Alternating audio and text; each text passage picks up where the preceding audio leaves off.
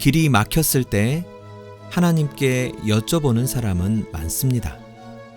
그러나 길이 열렸을 때도 하나님께 여쭤보는 사람은 많지 않습니다. 하나님의 말씀은 사무엘하 2장 1절부터 5절까지의 말씀입니다. 그 후에 다윗이 여호와께 여쭈어 아뢰되 내가 유다 한 성읍으로 올라가리까? 여호와께서 이르시되 올라가라. 다윗이 아뢰되 어디로 가리까? 이르시되 헤브론으로 갈지니라. 다윗이 그의 두 아내 이스라엘 여인 아히노암과 갈멜 사람 나발의 아내였던 아비가일을 데리고 그리로 올라갈 때에 또 자기와 함께한 추종자들과 그들의 가족들을 다윗이 다 데리고 올라가서 헤브론 각 성읍에 살게 하니라. 유다 사람들이 와서 거기서 다윗에게 기름을 부어 유다 족속의 왕으로 삼았더라. 어떤 사람이 다윗에게 말하여 이르되 사울을 장사한 사람은 길랏 야베스 사람들이니이다 하매 다윗이 길랏 야베스 사람들에게 전령들을 보내 그들에게 이르되 너희가 너희 주 사울에게 이처럼 은혜를 베풀어 그를 장사하였으니 여호와께 복을 받을지어다. 아멘. 사울 왕을 잃은 이스라엘의 상황은 급박하게 돌아가고 있었습니다. 사울 왕과 요나단이 블레셋군에 참패했기 때문에 이스라엘에 대한 블레셋의 영향은 더욱 확대되었습니다. 이스라엘 전국은 경랑 속에 빠지게 되었습니다. 다윗도 언제까지고 시글락에 계속 머무를 수는 없었습니다. 다윗은 대략 1년 4개월 동안의 시글락 생활을 청산하고 이스라엘 안의 유다 땅으로 돌아가기로 결심했습니다. 다윗이 유다 땅에 어디로 갈지 하나님께 여쭤보니까 하나님은 헤브론으로 가라고 말씀하셨습니다. 이때 다윗은 아무 말 없이 하나님의 말씀에 순종합니다. 다윗이 사울로부터 도망친 10여 년은 물론 긴 세월이지만 그렇다고 그렇게 긴 세월도 아닙니다. 사울이 죽인 자는 천천히요 다윗이 죽인 자는 만만이로다 라고 외친 사람들이 아직 생존해 있는 시간입니다. 다윗에 대한 향수가 이스라엘 백성들 사이에 아직도 남아있을 시간입니다. 다윗이 그 점을 이용해서 헤브론 말고 다른 중요한 도시로 가겠다고 할 법도 한데 다윗은 아무 말이 없었습니다. 당시 이스라엘에는 중요한 도시 두 곳이 있었습니다. 먼저 실로입니다. 실로는 여호수아 시대부터 사무엘 시대까지 여호와의 법궤가 300년이나 머물러 있어서 이스라엘의 정신적인 수도 역할을 했습니다. 다윗이 정치적인 야심이 가득 찬 사람이라면 실로에 가서 제사장들과 선지자들을 자기 편으로 만드는 것이 급선무였습니다. 다윗이 하나님한테 조르고 조르며 하나님, 저는 헤브론은 싫고 실로에 가서 하나님의 법궤를 지키는 바수꾼이 되고 싶습니다. 이렇게 적당히 둘러댈 수도 있었습니다. 또 다른 도시는 기브아입니다. 기브아는 사울이 40년 동안 머물며 이스라엘을 다스린 정치적 수도입니다. 다윗은 이스라엘이 어수선한 틈을 타서 병력을 이끌고 기브아로 얼른 가서 무력 시위를 하든지 다윗은 만만이라는 옛 향수에 기대어 사람들을 설득하든지 해서 사울을 대신할 새로운 지도자로 인정받을 수도 있었습니다. 다윗은 하나님께 자신의 계획을 설명드리고 하나님을 설득할 수도 있었습니다.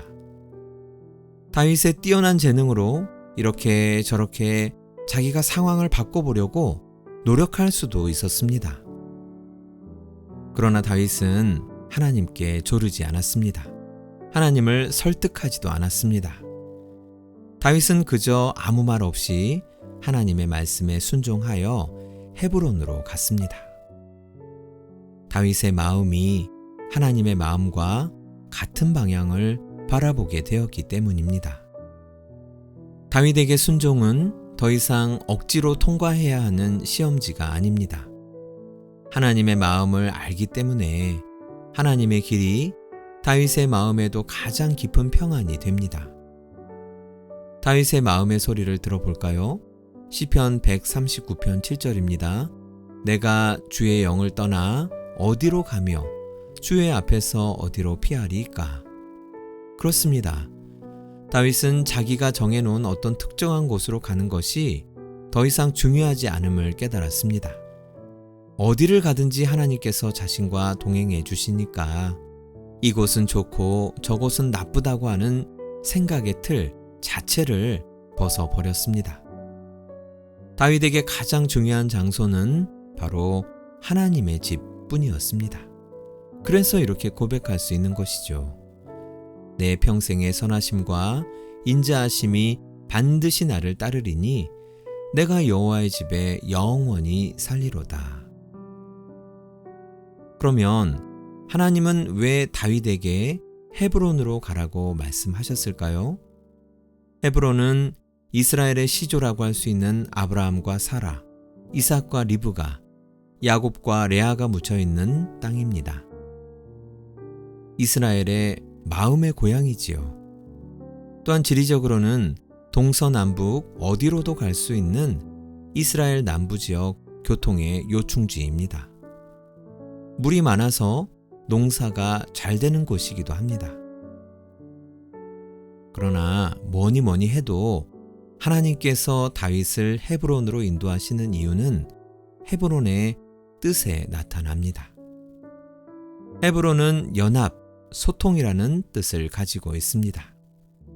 그렇다면 하나님께서 다윗을 헤브론으로 보내신 이유는 무엇일까요? 한마디로 헤브론에서 헤브론하라 라는 말씀입니다. 하나님은 다윗이 이스라엘의 마음의 고향에 돌아가서 백성들과 연합하고 소통하기를 원하셨습니다. 하나님은 다윗이 무력으로 이스라엘 사람들의 마음을 강제로 열어서 다윗을 지지하는 것을 원하지 않으셨습니다. 시간이 걸려도 이스라엘 백성들 스스로 다윗을 향해 마음을 열기를 원하셨습니다. 우리가 생각할 때는 다윗이 그렇게 고생 많이 했고 이제 사울왕도 죽었으니까 다윗이 자동으로 이스라엘 왕이 되어야 하는 것이 아닌가 하는 생각이 듭니다. 하지만 다윗은 유다 지파만의 왕으로 7년의 세월을 더 보내야 했습니다. 연합과 소통의 시간이었죠. 여러분, 하나님께서 다윗에게 이스라엘의 차기 왕이 될 것이라는 약속을 주셨지만 하나님은 막무가내로 밀어붙이시는 하나님이 아니십니다. 하나님은 순리대로 일하십니다. 다윗은 그런 하나님의 마음을 잘 알기에 아무 말 없이 헤브론으로 갔습니다. 저는 사무엘하 1장과 2장에 나오는 다윗의 모습을 읽을 때마다 마음이 참 평안해집니다.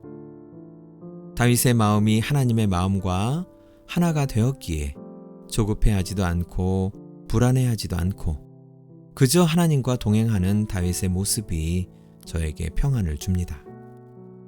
내 마음이 하나님의 마음을 잘 알고 내 마음이 하나님의 마음을 따르면 저절로 평화로워집니다. 지식으로 하나님 만나지 마시고 마음으로 하나님 만나시기 바랍니다. 하나님께 기도드리겠습니다. 주님, 제 마음이 주님의 마음을 더욱 알기 원합니다. 제 뜻을 앞세우기보다 주님의 길을 평안히 따르게 하소서. 오늘도 제가 원하는 자리보다 주님이 부르시는 헤브론으로 가게 하소서. 예수님의 이름으로 기도드립니다. 아멘. 묵상 질문을 드립니다. 나를 엄청 괴롭히던 사람이나 문제가 저절로 물러갔을 때 나는 내 계획을 먼저 꺼냈습니까? 아니면 하나님께 어디로 가리까? 라고 여쭤보았습니까?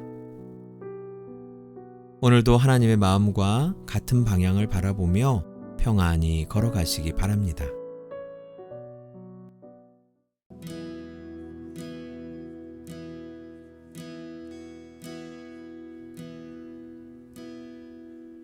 주님 발 앞에 엎드려 주님 가신 그 사랑의 길 내게 밀려와 감사하며 내 눈을 들어 하늘을 보니 그 사랑의 눈 나를 바라보시네. 주님 발 앞에 엎드려 주님 발 앞에 엎드려 그 발을 메우니 주님 가신 그 사랑의 길 내게 밀려와 감사하며 내 눈을 들어 하늘을 보니 그 사랑의 눈 나를 바라보시네. 사랑합니다. 사랑합니다. 아바 아버지 사랑합니다. 구주 예수님 사랑합니다. 늘 함께 하시는 주님만으로 나 만족하게 하소서. 주님 발 앞에 엎드려 주님 발 앞에 엎드려 그 발을 메우니 주님 가신 그 사랑의 길 내게 밀려와 감사하며 내 눈을 들어 하늘을 보니 그 사랑의 눈 나를 바라보시네. 사랑합니다. 사랑합니다. 아버지 사랑합니다. 구주 예수님 사랑합니다. 늘 함께 하시는 주님만으로 나 만족하게 하소서. 사랑합니다.